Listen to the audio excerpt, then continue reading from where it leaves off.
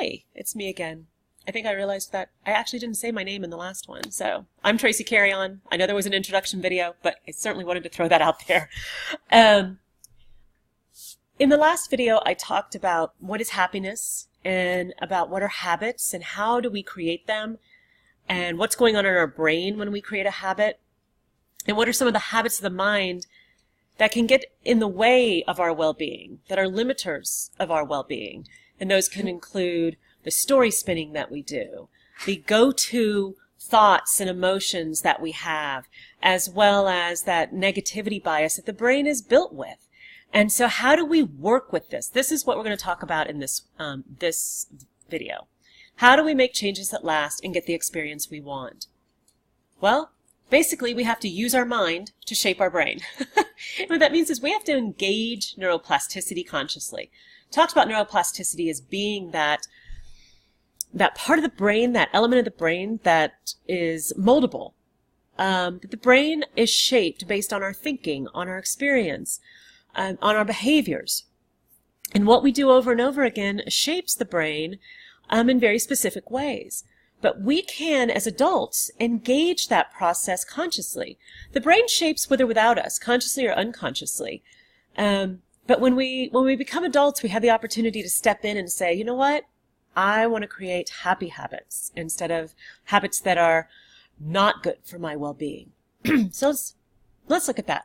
The habit I am going to talk about to do this, one of the best ways I have learned throughout my own life, and my motto is, you teach what you need to learn, excuse me, is mindfulness. That we engage our neuroplasticity through mindfulness. And what is mindfulness? Well, it is a practice done over and over again. It's also a way of being in the world. Now, practicing mindfulness as a very specific practice, just like we spend time to brush our teeth, we spend time to practice mindfulness. That's the best way to do it. But we also can live mindfully, right? And that does impact the brain as well. And it's a practice that trains the brain. It strengthens our attention, allows for greater concentration for studying. It controls story spinning, helps us focus where we need to focus. Maybe that's on school. It builds resilience, or that emotional agility, and optimism to overcome the obstacles in our way so we can move towards the life that we desire. And it relaxes the mind and body. And it allows for our responsive system to come online rather than our reactive system, so that we can be in a better place to learn, to grow, to engage, to be with people, right? So it's kind of a wonderful practice.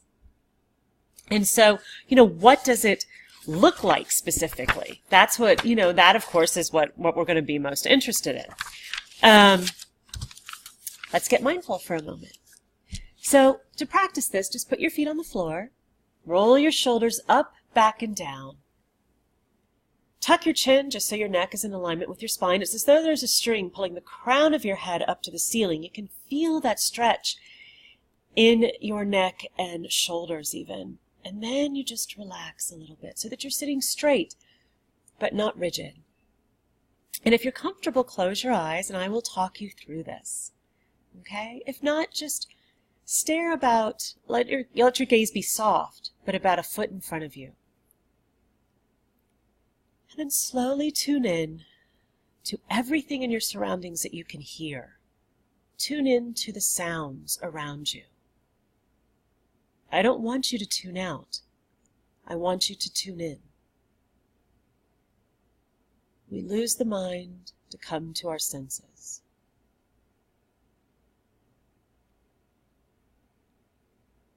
And then slowly shift your attention and your focus to the feel of your body in the seat, your feet on the floor,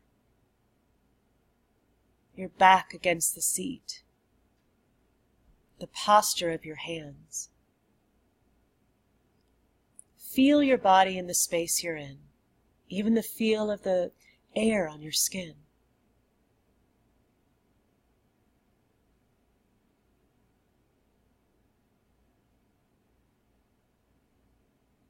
Now gently move your attention to the rise and fall of your body as you breathe in and out.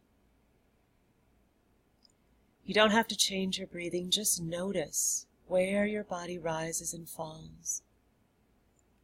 And follow the wave of it, in and out.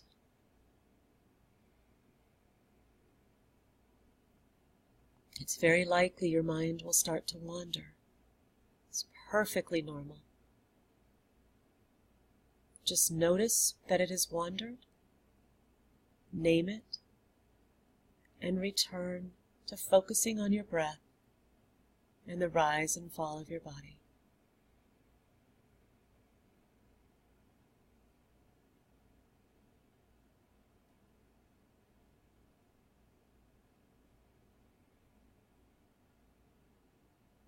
As you breathe in to the count of 4.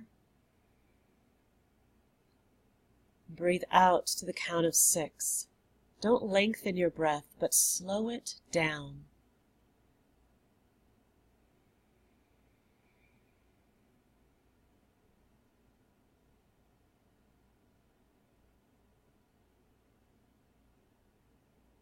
Any thoughts or feelings come in, just notice, name, and return.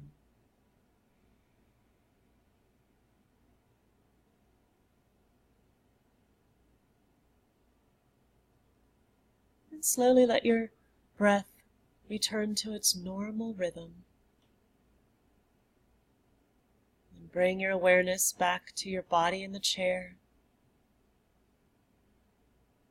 back to the sounds around you. Wiggle your fingers and toes and open your eyes. That is it. Being mindful is about being where you are when you are. So often our body is physically where we are, but our mind has wandered far away. Research shows that the mind wanders 47% of the time. But we can do better. We can train it. Whenever you do that, when you do just what we did, and what I was trying to do was show you that you can direct your attention. You can notice when it has wandered and bring it back. And when we do that, when we focus on something, parts of the brain that are for attention and self-regulation, emotional regulation, concentration, they light up and they strengthen, just like if you use a weight to strengthen your bicep. The more you use it, the stronger it becomes, the more networks are built there.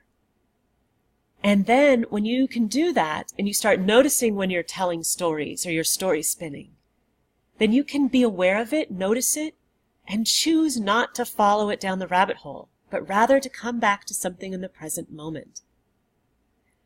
And that is the beauty of it. And it seems it's simple, but it's not necessarily easy, right?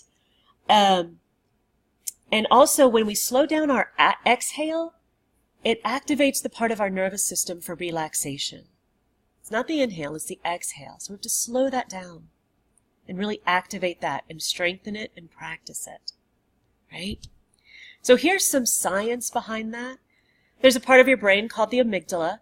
It's very well known for processing, it's in the emotional center of the brain. It's known for processing fear and anger. It does a lot, and I don't need to get into all of that right here and now, but it's very much notices what you pay attention to, and then decides if that's a threat or safe, right? And when something is seen as a threat, the amygdala activates immediately and turns on fight or flight and all of that kind of stuff. Studies have shown that mindfulness lessens that reactivity to stress. It kind of quiets the amygdala so that it's not like a car alarm that goes off at the, if you breathe on it. And it makes it more efficient and effective.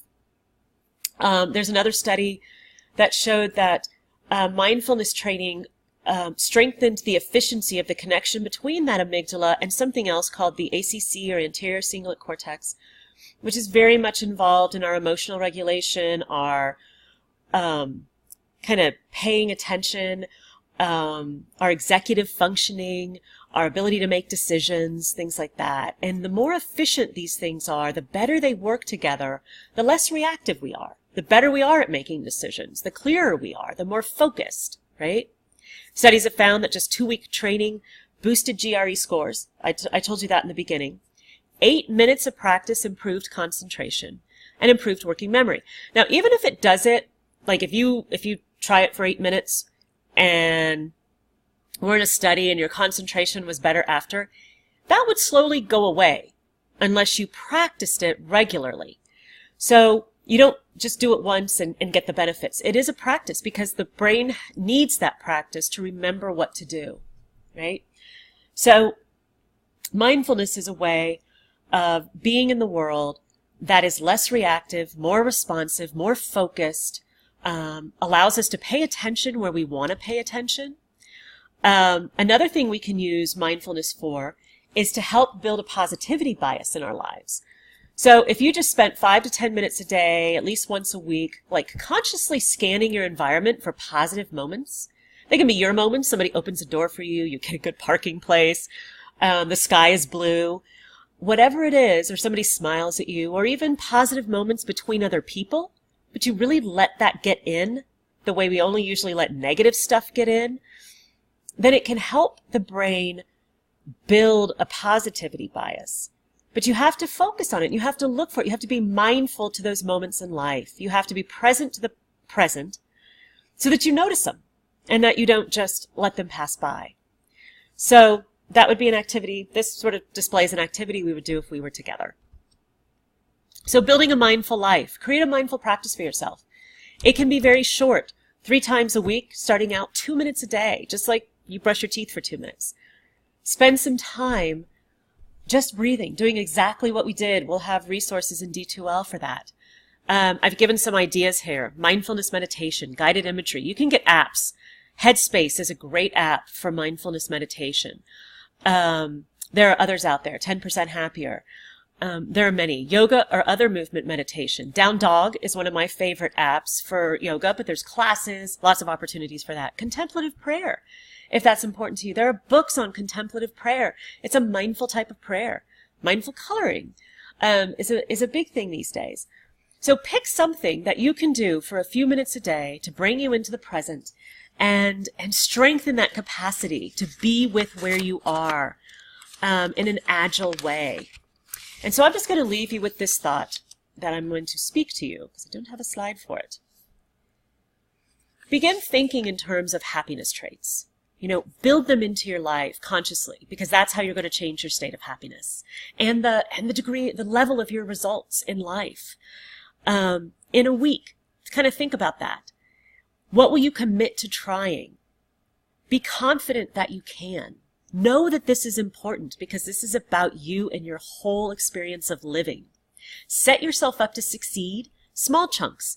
Don't think I'm going to meditate for 30 minutes every single day. And then you get down if you don't, right? Small chunks. And celebrate the victories, even the smallest of ones. If you notice something really good, if you notice a couple of things in a day, your awareness has grown. Your ability to notice the good has grown. The smaller they are, even better, because you are noticing.